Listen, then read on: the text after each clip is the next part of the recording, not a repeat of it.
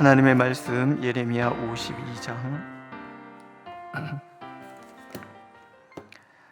52장 12절에서부터 30절까지 말씀입니다.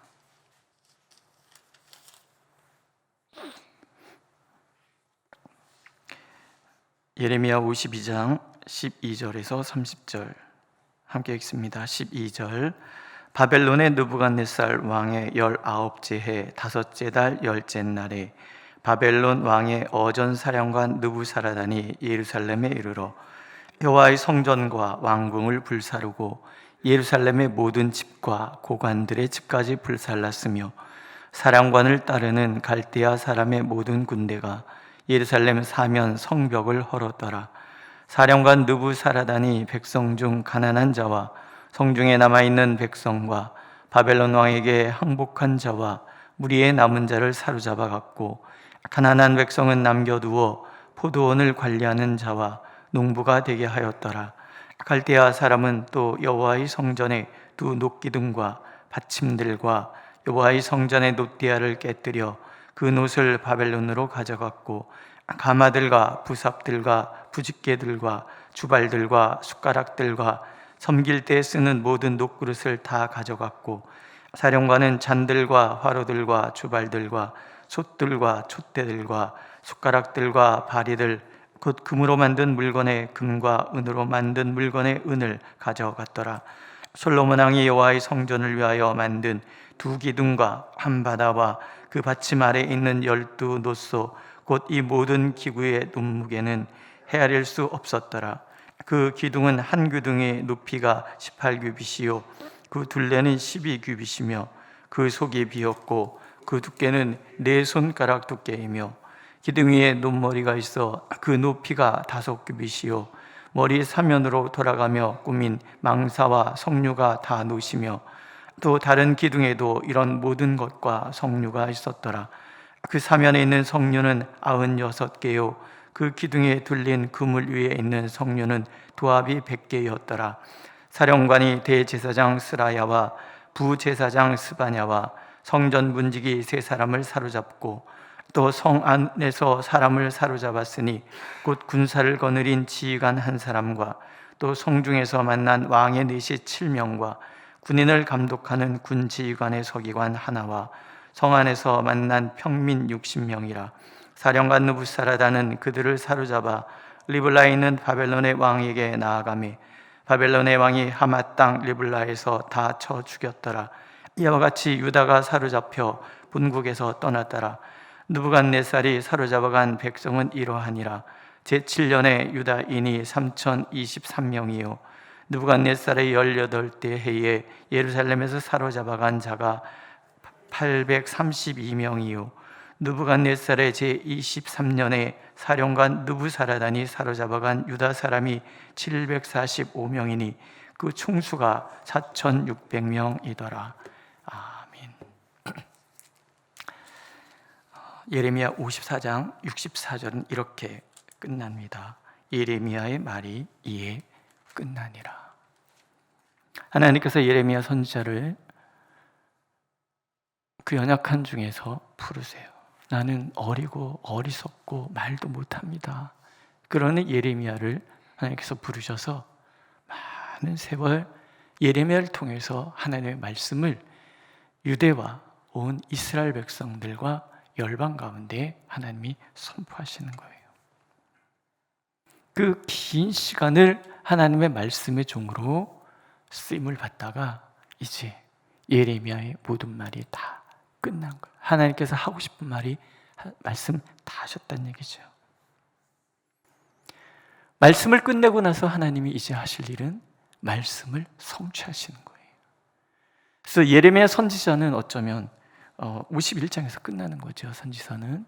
그리고 후대에 예레미야서를 기록으로 남긴 한 사람이 담담하게 그 말씀이 어떻게 성취되었는지를 우리에게 들려주고 있습니다. 여호야김과 시드기야가 하나님을 거역하여 불순종한 대가는 참혹했어요. 온 성중에는 굶주림이 가득했고 백성들은 사로잡혔고 학살이 일어났고 또 온 성과 성전과 왕궁은 불에 탔고 성전의 모든 기물은 바벨론으로 다 옮겨지고 사면 성벽, 대적을 방비하기 위하여 세웠던 성벽은 다 무너졌어요. 아무것도 남은 것이 없어요.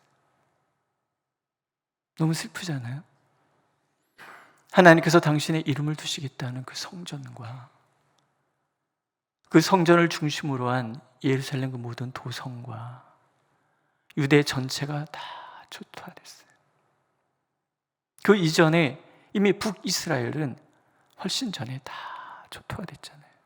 하나님의 백성 아브라함에게 약속하셨던 그 약속의 땅, 거기에 성취했던 모든 것들이 다 사라졌어요.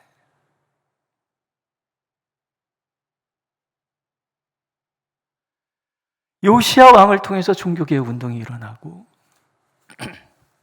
그 아들 여호아스, 여호야김의 아들 여호야긴, 그리고 다시 요시야의 아들 시드기야, 하나님이 주신 기회의 시간들 20여 년이 그렇게 쓸모없이 사라져버린 거예요. 그리고 말씀하신 대로, 예레미야 말씀대로 모든 것이 다 사라지는 거예요. 예레미야서를 기록으로 남긴 이 사람이 마지막 52장에 담담하게 예루살렘 멸망을 기록한 이유가 도대체 뭐냐는 얘기죠. 우리는 여기를 읽으면서 무슨 생각을 해야 되는가? 이 이야기는 열왕기 하에 있는 이야기랑 똑같아요. 하나님의 모든 말씀은 반드시 성취된다는 거예요. 우리가 성경 말씀을 읽어가면서 우리가 가져야 될 첫 번째 마음, 하나님의 말씀은 반드시 이루어진다라는.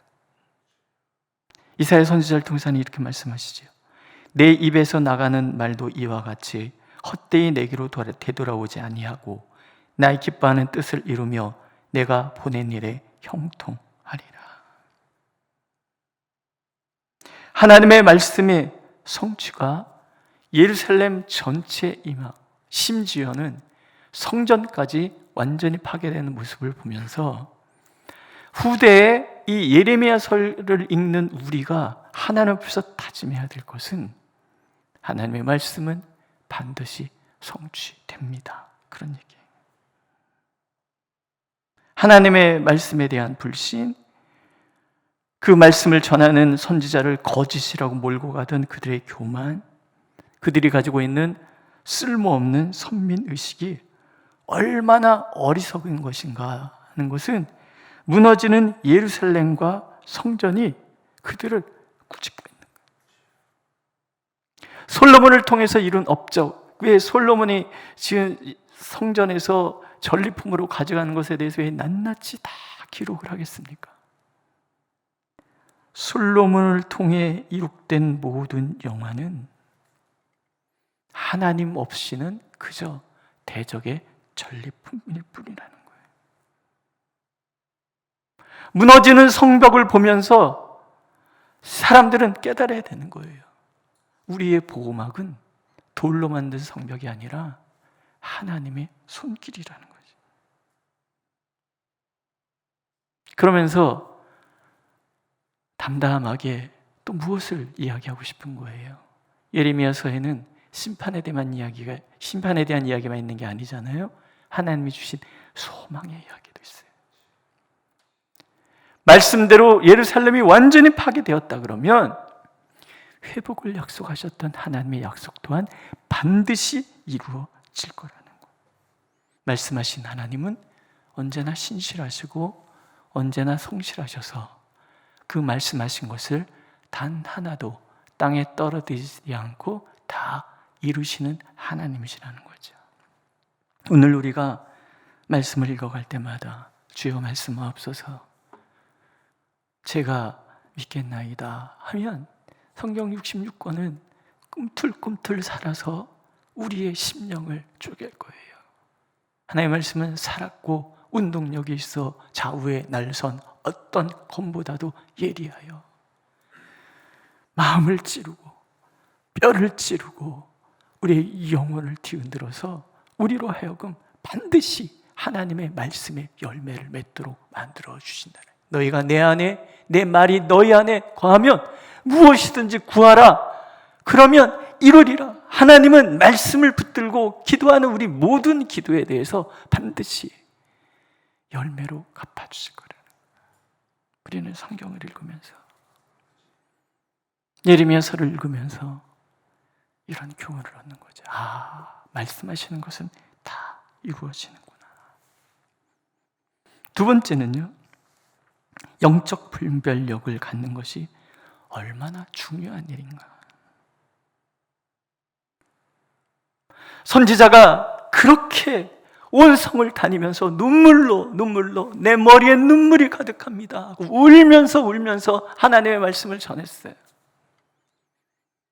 오히려 그 선지자를 거짓이라고 몰아붙였잖아요. 핍박하고 때리고 옥에 가두고.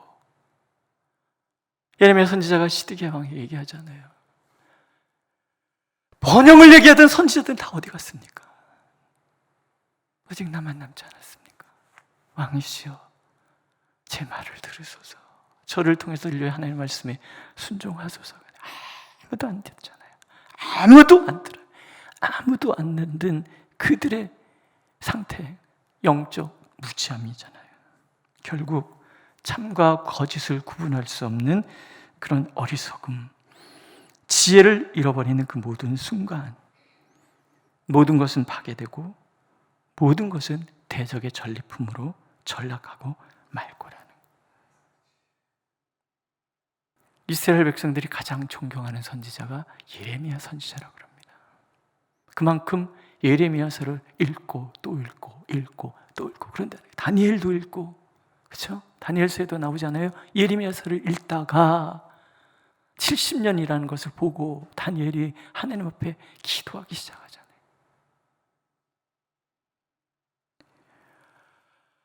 하나님의 말씀이 선포될 때, 하나님의 역사가 시작될 때 그것을 하나님의 역사로 보고 하나님의 말씀으로 들을 수 있는 영적 분별력, 그것은 이때만이 아니라 오늘을 살아가고 있는 우리에게도 정말로 중요한 얘기잖아요. 마귀는 삼킬자를 찾아 온 세상을 헤매고 다닌다고 그랬어요. 마귀는 온 세상에 미혹의 덫을 깔아놓고 우리가 그 덫에 걸리기만을 그렇게 기다리고 있다고 그랬어요. 오늘 우리도 분별해내야 돼요. 마귀의 유혹에 정신없이 따라가면 다 망하는 거예요.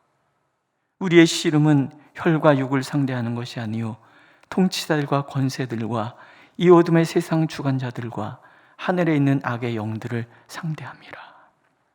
우리는 지금 영적 전투의 그 현장에 하루하루 살아가고 있습니다. 다만 하나님의 은혜의 손길이 나를 보호하고 있기 때문에 그저 아무 탈 없이 살아가는 것 같아 보이지만, 그러나 사실은 우리는 끊임없이 영적 전투 전면에 서서 싸우고 있는 거예요. 기도해야 합니다. 하나님, 영적 분별력을 주셔서 하나님의 역사를 볼 수 있는 눈이 갖고 하나님의 음성을 들을 수 있고 그것을 믿음으로 순종하며 나갈 수 있도록 우리를 인도해 주셔서, 이 기도는 매일매일 우리가 해야 되는, 하나님 앞에 드려야 될 기도잖아요. 오늘 이 시대가 얼마나 혼탁합니까? 가치 기준이 무너져가고 있어요. 대한민국 사람들이 이렇게 거칠어진 적이 있었나요? 폭력과 살인과 거짓이 난무하는, 그렇다고 교회가 말도 못해요. 힘을 잃었어요. 기도해야 돼요. 그래서 우리가 다시 영적으로 무장해서 우리 교회가 성령이 충만해져서 영적 분별력을 가지고 이 시대에 우리의 삶을 살아가도록 하나님 앞에 우리는 끊임없이 기도해야 돼요. 아니면 도리에 돌 하나 남지 않도록 다 무너지고 우리가 이루어 놓은 모든 것들은 대적의 전리품으로 전락하고 말 거예요. 유럽 교회가 그렇잖아요. 그렇게 의리하게 지어진 성전들, 예배당들이 다 어디는 뭐 맥주바가 되고, 어디는 이슬람 사원이 되고, 어디는 뭐.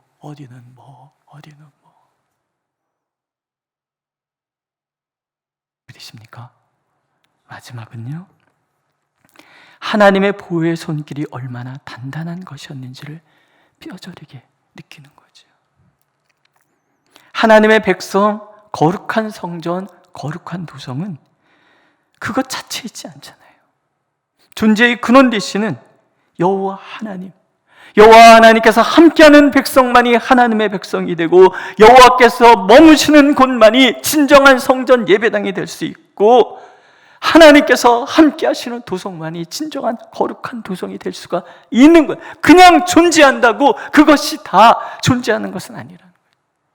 오늘도 하나님께서 가치를 인정하는 것만 남는 거예요. 예루살렘을 지켰던 것은 성벽이 아닌 거예요. 군사력도 아닌 거예요. 경제력도 아닌 거예요. 그들이 그렇게 숭배하고 그렇게 따랐던 우상들이 보호해주는 것이 아니었다라는 거예요. 오직 예루살렘을 보호하셨던 것은 하나님의 손길이에요. 하나님의 임재와 그 영광이 가득한 곳, 그곳이 바로 하나님의 도성이었고, 그 하나님의 영광을 만나는 사람만이 하나님의 백성이었고, 그 하나님의 백성이 머무는 곳을 보호하실 때 거기가 진정한 하나님의 도성이, 거룩한 도성이 될 수 있다는 거죠. 하지만 하나님께서 떠나는 것은, 하나님의 보호의 손길을 거둔 것은 아무것도 남지 않습니다. 에스겔서에 보면 하나님께서 멸망하기 이전에 성전에서 나오세요. 구름을 타시고 바벨론의 포로로 붙들려 있는 에스겔을 찾아가는 거예요. 그 발강가에 있는 그 포로들에게 찾아가죠. 예레미야 선지자에게 약속하신 그대로 거기서 70년을 버텨내도록 하나님이 그곳으로 자리를 옮기시는 거예요. 예루살렘은 다 황폐화되고 다 무너져 사라지는데 하나님이 거기 계시는 거예요. 누구의 손길이 지금 그들에게 있는 거예요? 하나님의 손길이 그들과 함께 하는 거예요. 하나님이 지키시겠다는 거죠.